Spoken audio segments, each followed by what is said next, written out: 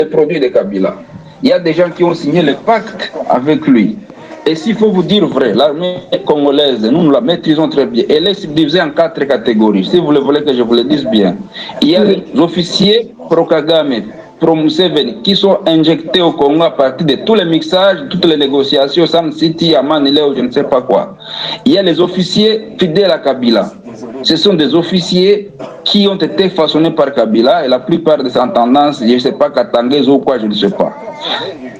La troisième catégorie sont des officiers affairistes qui sont là pour se taper des millions, acheter des villas en Europe et ils s'en foutent du reste. Même si le Congo pouvait être balkanisé, ils s'en foutent parce qu'ils ont déjà leurs enfants bien installés dans des villages, je ne sais pas où, et des millions dans des comptes de milliards, pourquoi pas.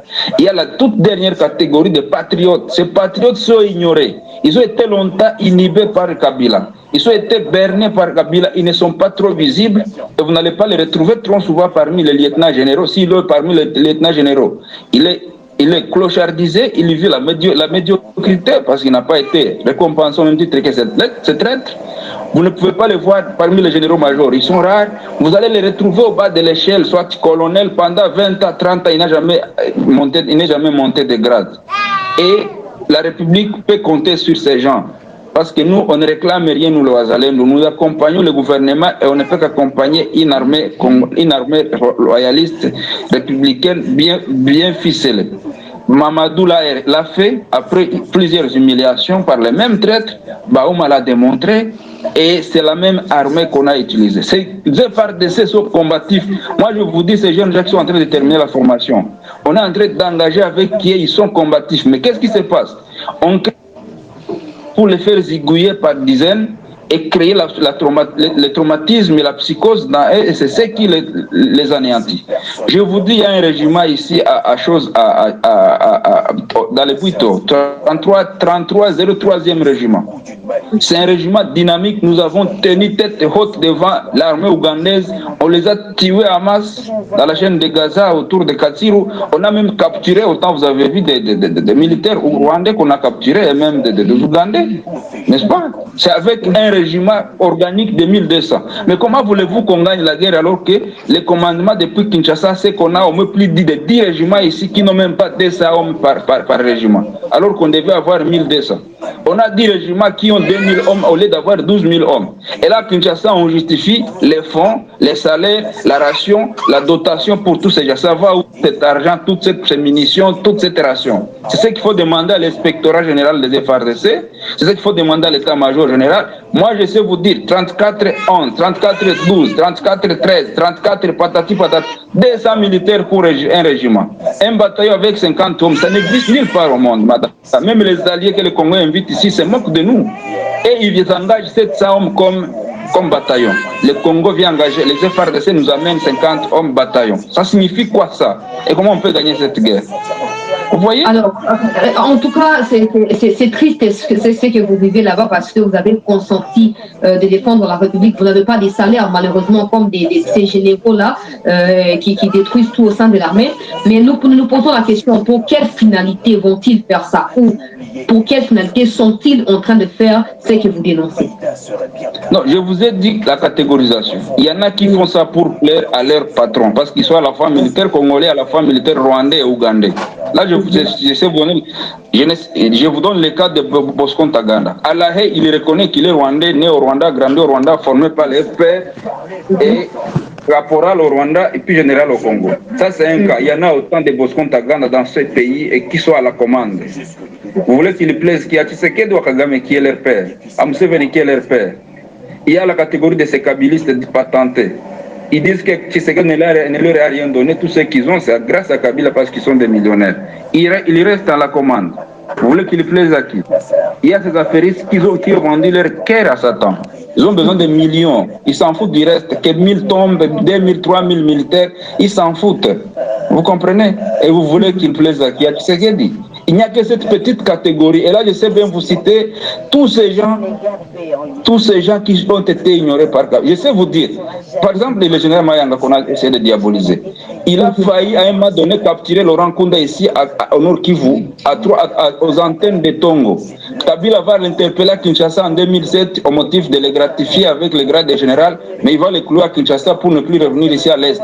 Depuis 2007 jusqu'à maintenant, c'est à peine qu'il est revenu en 2022 à la fin de l'année. Là aussi, on l'a complètement bloqué par les mêmes gens, le commandant de la 3e zone et un certain général Mbangu qui est aussi dans les mêmes réseaux.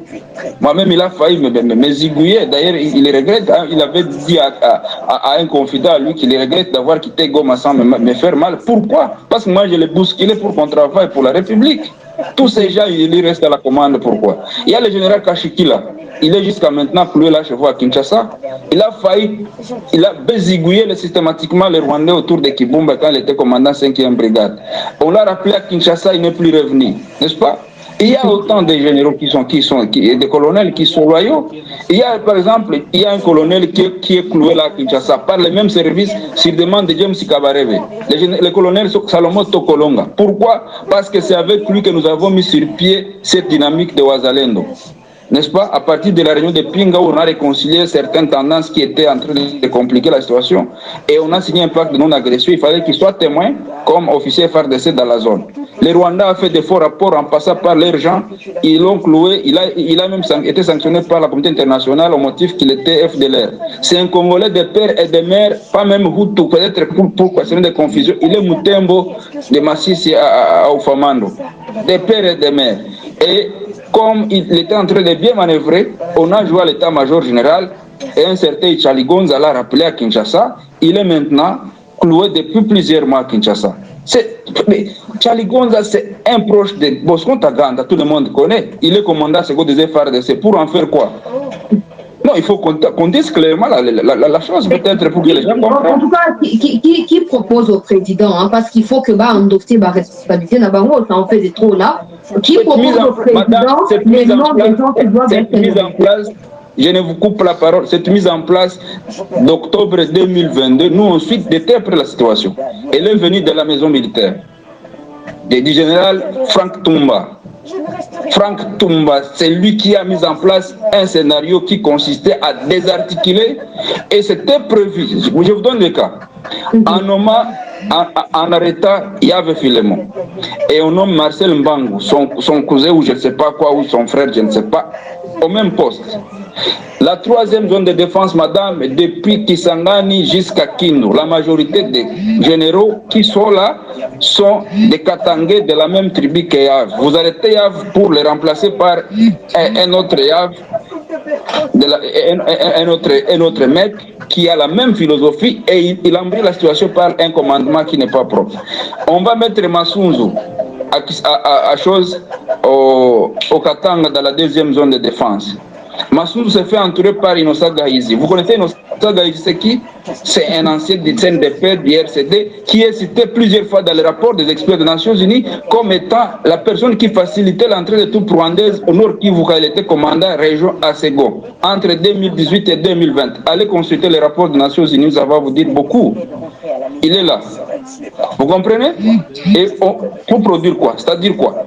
Il y a une passe de la balle entre deux tendances. Les Rwandais et les Ougandais veulent assiéger le Kivu et l'Oriental. Les Katangais veulent créer la sécession katangaise avec Kabila et John Numbi. Et vous, à Kinshasa, on va vous embêter par tout ce que je venais de dire tantôt, et le Congo sera balkanisé en trois. Cette mise en place avait l'objectif de faciliter tout ça. Vous comprenez? L'armée, Kagame a dépêché un officier spécialiste dans les actions de subversion à Brazzaville. Au même moment, on a nommé un officier ancien du CNDP au Congo central comme commandant région à Sego. On a nommé à la base militaire de Kitona que James Kabarebe avait assiégé un général qu'on appelle Munyakazi. Qui est qui? Il est qui? Vous voyez ce que les gens sont en train de jouer? Donc, la carte, la messe est dite. Le Congo maintenant respire par la grâce de Dieu. Et si on ne sait pas rentabiliser cette grâce, Dieu lui-même n'aime pas les gens qui ne savent pas rentabiliser leur destin. Vous voyez, on nous a tout donné. Les Congo est ce pays grand, avec d'immensité, avec toutes les potentialités. On est cette belle femme qui s'ignore. Mais si tu es une belle femme qui ne sait pas ta beauté, mais tu seras prostituée, tu vas te laisser traîner dans la rue comme ça par tout homme, alors que tu pouvais être une femme de ménage, bien respectée, une femme entrepreneur, une femme, je ne sais pas qui, présidente ou quoi. Assumons-nous.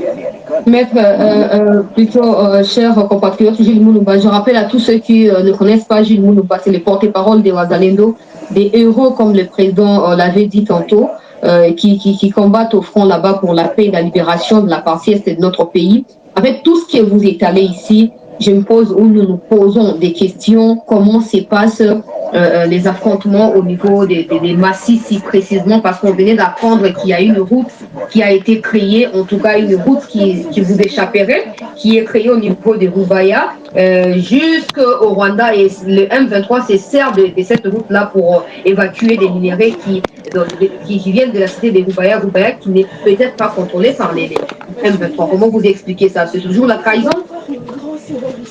Oui, c'est la trahison.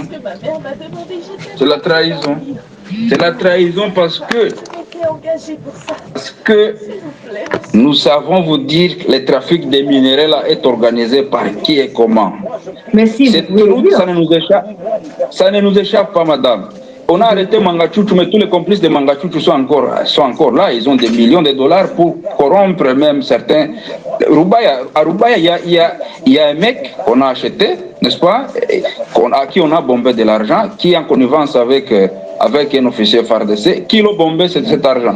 Je ne voudrais pas citer leur nom ici pour éviter leur fuite, mais ils savent me comprendre. Et qui organise ça? Ce sont des politiciens, n'est-ce pas, en connivence avec Mangachuchu. Nous avons donné ces rapports depuis, madame. Moi, j'ai un rapport que j'ai fait depuis 2 ans. Ça se trouve là, à Kinshasa. Et c'est passé fort malheureusement par les mauvaises mains. Les réseaux là de trafic de minéraux. Et ça transite comme ça déborde par Kalengera et ça va jusqu'à Kimumba, ça rentre au Rwanda. Mais si on ne sait pas arrêter, si on ne sait pas même zigouiller, pourquoi pas? Tous ces traîtres bien identifiés, parce qu'ils corrompent certains services par des millions. Et vous pensez qu'on va gagner cette guerre comment? Il faut un changement profond parce que le mal est aussi profond.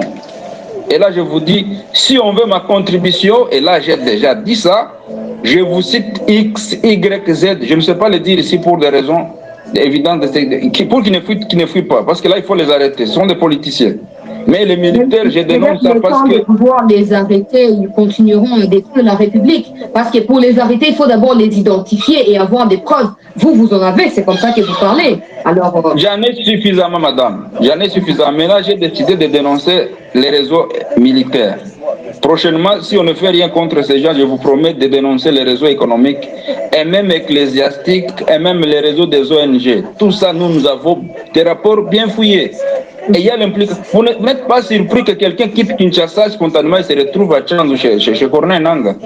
Donc, le mal est profond. Parce que là, il y a Jean-Jacques Ramba qui vient de suivre Nanga. On ne sait pas comment ils font pour partir d'une province à une autre et atterrir jusque là-bas. Et pourtant, il y a DGM, il y a ANER, il y a tous ces services. Tous ces services sont inféodés. Donc moi je pense, le président avait dit à un moment donné que Mboka Ekoufakala et les gens se sont moqués de lui. Mboka, il faut qu'on prenne conscience de ça. Il y a une classe politique pourrie qui doit s'effacer, une certaine génération politique qui doit disparaître d'une manière ou d'une autre. Et puis il doit y avoir la renaissance. Le président l'a annoncé même dernièrement lors de son intervention devant les journalistes. Les douleurs d'enfantement, oui, nous en subissons, mais nous devons, même la dame quand elle va à l'hôpital, elle a besoin le plus rapidement possible pour que la douleur ne continue pas à l'encombrer. Nous devons, oui, renaître, mais il faut qu'on y aille vite parce que le mal est profond. Sinon on va risquer de vivre l'hécatombe. Moi, je prie Dieu qu'on ne nous ramène plus la situation de 2001 et de 61. Parce qu'on est presque à la porte du gouffre. Toutes ces conciliabules... Nous avons délibérément choisi de changer de registre par rapport à ce que nous disions avant et que nombre de nos camarades engagés continuent à dire. Nous avons décidé d'en rester au droit international. Parce que nous autres, la tradition française, née du carnage qu'a été la Première Guerre mondiale, des 4 invasions que nous a infligées notre voisin, a été dès le départ de créer, avec Aristide Briand et les autres, la Société des Nations. C'est une immense conquête. Même si vous dites ce truc ne fonctionne pas, c'est le bazar. On n'arrive pas à trancher. Mais ça existe. Cramponnez-vous à ça, ça existe. Il n'y a pas que la loi du plus fort. Nous aussi, nous sommes capables de force. Alors, comment on doit répliquer? Par la force? Non, par le droit. Les criminels de guerre doivent être poursuivis, ils doivent être capturés et jugés. Les frontières doivent être respectées. Le Rwanda doit évacuer le Congo, où il n'a rien à faire. Netanyahou doit évacuer le Liban et la Syrie, qui ne lui appartiennent pas. Alors, je vous vois. Est-ce que là, quelconque dirait « ça ne suffit pas ». Bien sûr que ça ne suffit jamais, mais c'est un point d'appui extraordinaire.